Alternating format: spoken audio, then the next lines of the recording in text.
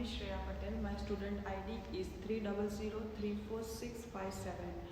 I am studying in the Infection Risk Management Level 7, and today we are going to presenting about the outbreak management plan, how to develop the outbreak management plan related to the infectious disease. In particularly, we select the topic about the hospital-acquired infections during the COVID-19 pandemic. Hello, my name is Navpreet Kaur. My student ID is 3002603 and I am studying in Infection Risk Management course at Toyomai College. Today we are going to represent our task 3 assignments of leadership. We are going to represent it in presentation slides in pairs, and here I am going to talk about the COVID-19. As we already know that COVID-19 is an infectious disease which has spread all over the world, and it also leads to death. It starts from the normal influenza like symptoms, signs and symptoms, and then lead to the respiratory illness, and it also develops into multi-organ dysfunction and death of the person all over the globe. As we all are aware about the healthcare worker contribution during the COVID-19 situation, healthcare workers are work during the day and night, and even doing the emergency shift to protect the patient from the infection. But this is the newly emerging disease. No one know about how this infection could be spread and the virulence of the pathogen.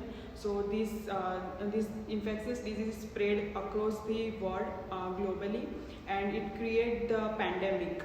So healthcare workers have to connect with the infected patients regularly, and so that's why there is a risk for healthcare workers to become a potential threat and infected and spread the disease in the community. So in this presentation we will describe how to develop the outbreak management plan. In that we involve the project management, system thinking, and organizational culture and safety, and also give the evaluation strategy about how to manage the outbreak plan. So first of all, there is a case study of COVID. We are going to explain about the case study. Like, according to the Carter et al. 2020, he has explained the study which was done on the patients who have the hospital-acquired infections as according to our potential threat of COVID-19 and its risk factors of the mortality, which was higher as compared to the community-acquired infections. In this study, 15,064 patients were selected from the 10 hospitals of the UK and 1 from the Italy, and the outcomes were collected till the month of April. It was observed from the result that 15.5% patients were, or 15.5% COVID patients were having hospital-acquired infections, and 27.2% of the patients were died with the impact of the COVID-19 situation. Next is the potential threat of 19. There are various potential threats of COVID-19 as seen all over the global, but one of the potential threat we are going to discuss about hospital-acquired infection. And in one of the study, which is retrospective study in London, in the teaching hospital explained that COVID can cause deadly infections. Among 435 patients, 66 COVID patients got hospital-acquired infections, and the study was done in between the 1 month. It was from March to April in 2020. Throughout various routes, patients got COVID infections, and which further fell down by following infection control and prevention methods. As we already know that there are no recent medicines and vaccinations for COVID-19, therefore we have to apply the infection risk management, infection control and prevention measures to decrease the chances of getting infection from the COVID-19. Another study conducted by the Lay et al. From January to February, he said that 33.3% healthcare workers have to position at a high risk area in the hospitals by dealing the COVID-19 patients. They gave the treatment to 10,830 infected confirmed COVID patients, and 17 healthcare workers were contaminated with that infection.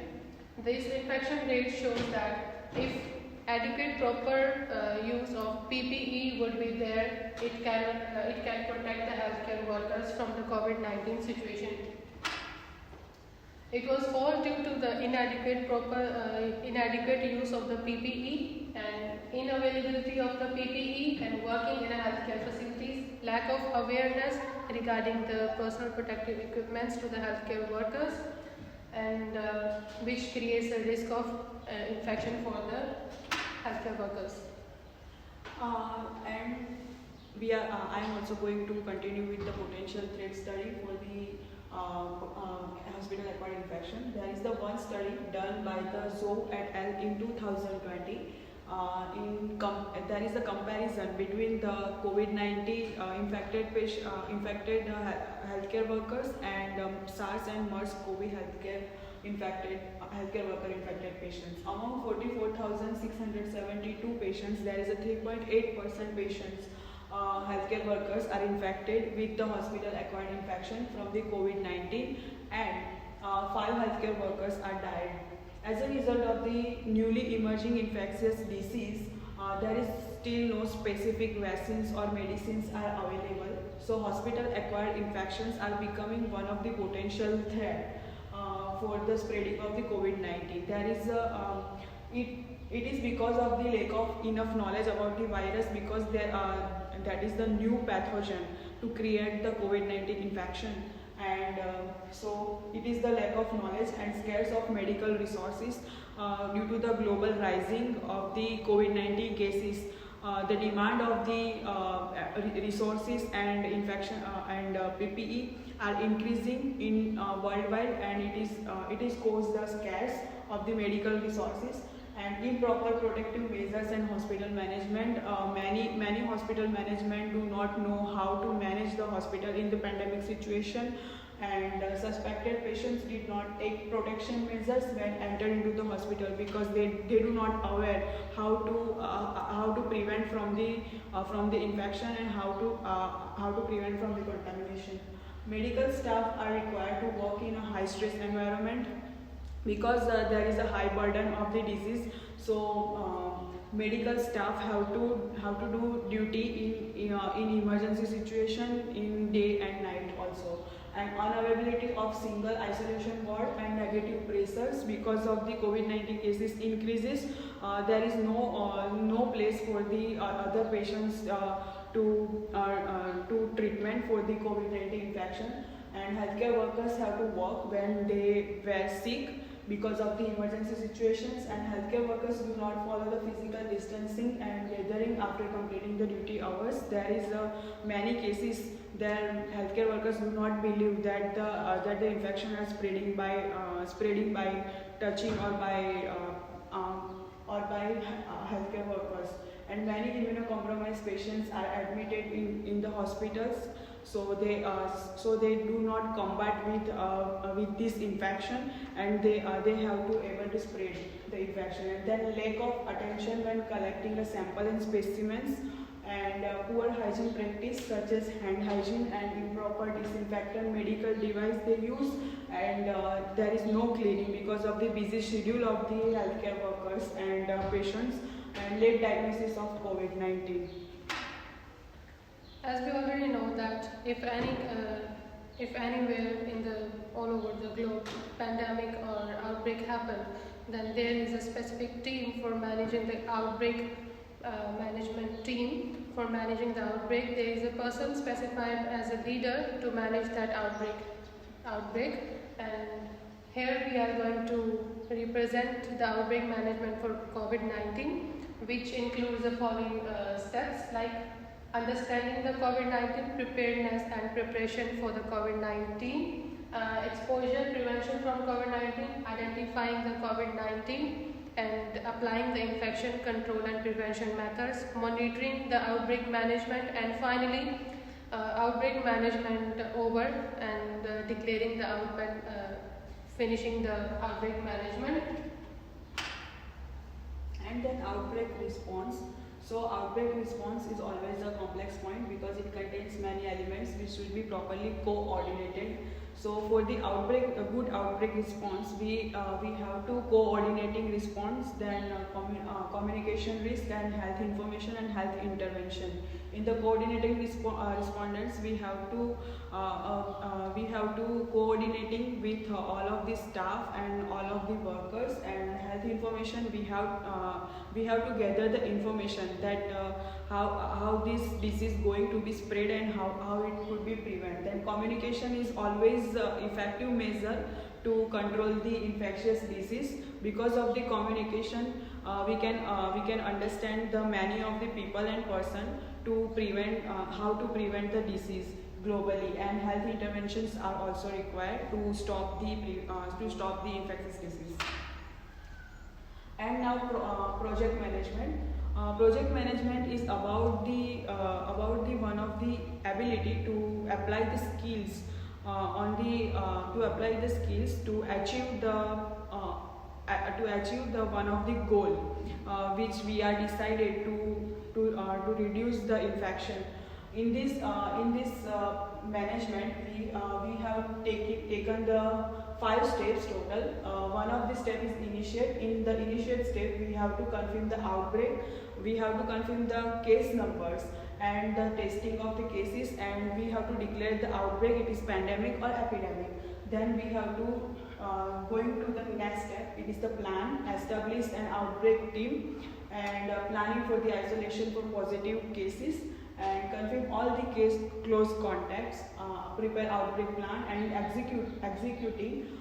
We supporting the treatment as well unwell patient staff and staff caring by wearing PPE, and arrange extra support for mentally ill patients, and monitor and control. In monitoring, we have to quarantine the patients who are close contact with the infected patients, and ensure the staffs are wearing the PPE, and infection control measures we have to take. And in closing, we have to regular checking the cases. If it is maximum 40 days, no new cases is seen, then we have to declare the outbreak is over. So next is system thinking. System thinking is a process which includes the 4 steps: input, output, outcomes and processes. So we have defined our 4 steps according to our outbreak management plan. In input, as we taken the inputs in the outbreak management plan, like the healthcare workers, medical treatments and the other medical information and diagnosis, etc. There is an example which we have taken into the input section, like a case study which was conducted by the Wilson in 2020, concluded that on February 28th of February, first positive case of COVID-19 was identified in New Zealand, which was a woman who recently arrived from the Italy. And the processes will include all the measures like infection risk management, its prevention and control measures, and for the border restrictions, isolations, education and training to the staff. Output will which include the outbreak management output, increase observation of patients, effectiveness of the measurement plans, and less positive cases, daily updation through the meetings and transmission, and then declaring the outbreak over. And at last, there is the outcome section. It includes the less interactions among the people and infection chances, reduction in COVID cases in New Zealand, and 26 June New Zealand cases. Now, organizational culture and safety. Organizational culture and safety is totally over the workers' safeties regarding, and in this leadership behavior, we have to maintain the organizational culture and safety to effective management of the outbreak management plan.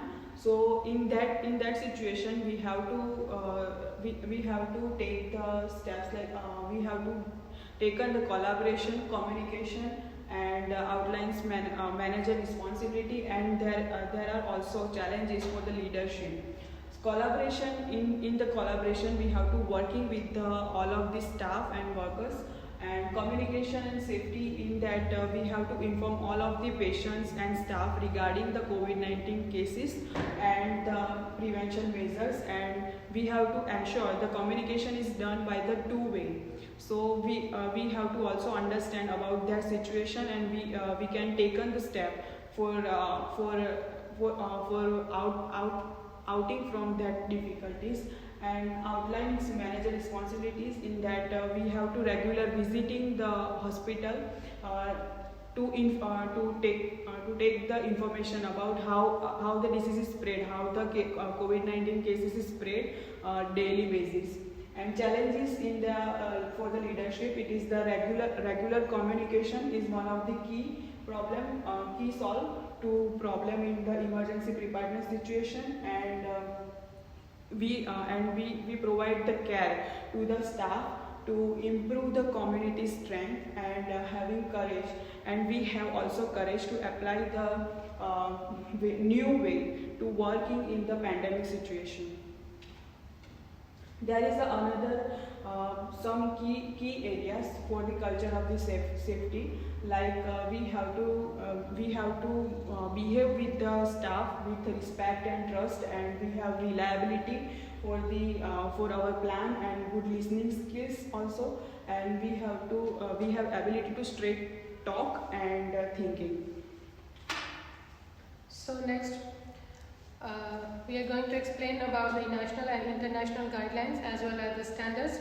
National, we have chosen New Zealand, and international is Canada's guidelines and standards. As New Zealand's guidelines and standards, according to the New Zealand guidelines of outbreak management of COVID in aged care facilities, it's supposed that understanding and recognizing COVID-19 is must, and appropriate use of personal protective equipments should be training should be given to the healthcare workers. Testing of COVID and standard precautions for isolations must be included in outbreak management plan for COVID-19 in order to get prevention from the infection.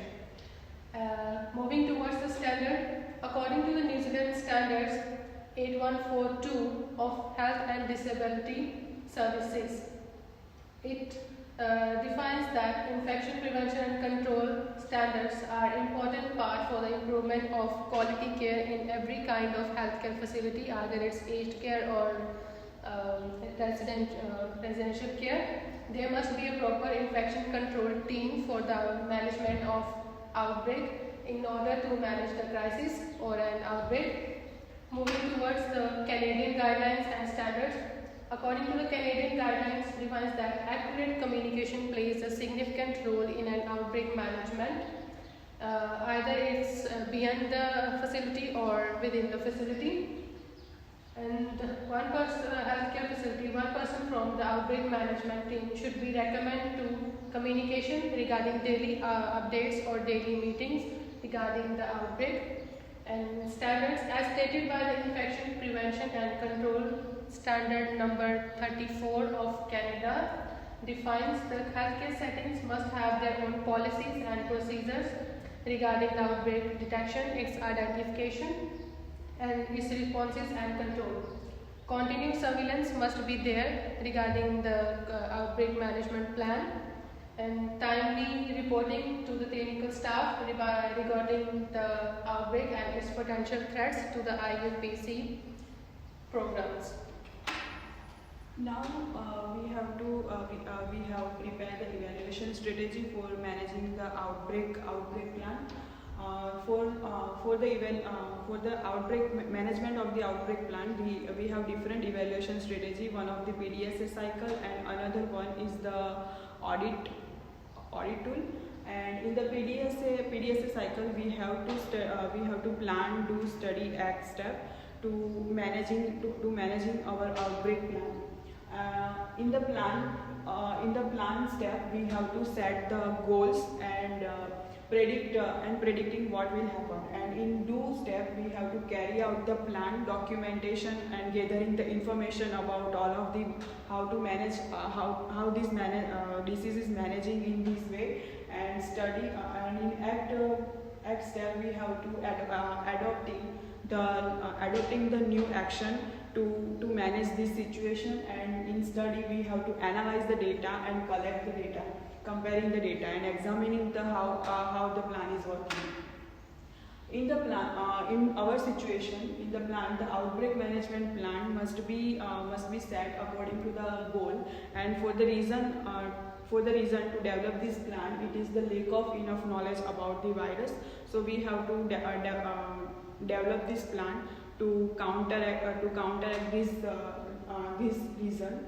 And scarce of the medical resources, then improper management of hospitals and lack of protection measures. For this planning, we have to decide to do in this area that provide regular updates to the healthcare workers related to infection, and we have to identify the new risk factors and increasing awareness about the new emerging infectious disease. We have to increase the awareness in people's as much as possible, and the regular training providing to the all healthcare workers regarding the new infection control precautions, and reduce the stress of the healthcare workers by dividing their job schedules accordingly properly. Moving towards the study action, do the quality improvement survey for the case control regarding the outbreak management, because study is the important point in the outbreak management. Ensure all the employees are getting test for COVID situation. Encourage all the staff to get the test for COVID, and if they do not want the COVID test and having the symptoms, let them have treatment and get safety measures at the workplace. Collect the information about the health status of the staff, and priority should be given to the prevention methods and prevent the spread of infection into the community levels. The fourth and last part is ACT. In the outbreak management, in the ACT section, prepare feedback involving the countermeasures and improvements offered to identify the problems and apply measures to ensure the patient care and effective training to the staff members. Apply the lockdown rules to decrease the transmission of the infection. If the healthcare worker gets sick, give them proper time and have treatment to recover and manage the workload. Social distancing measures should be taken to get prevention from the outbreak and infection in any kind of aged care facility or hospital, wherever it is possible. Other evaluation strategies include that there are other evaluation strategies for using the outbreak management plan. It includes the innovative information technologies, using the electronic data of the patients, implementation of handheld devices like data collection and keep records of the outbreak management, by using the mobility data, gathering arrival update from immigration departments, continue updation of the cases, either it's suspected or confirmed cases. Public health surveillance measures should be taken and direct epidemiological surveillance, management of the cases and contacts, application of the tracking on the mobile and on the individual personal identifier as contacted with the infected persons. So this was all about our presentation. Thank you for watching. Thank you so much.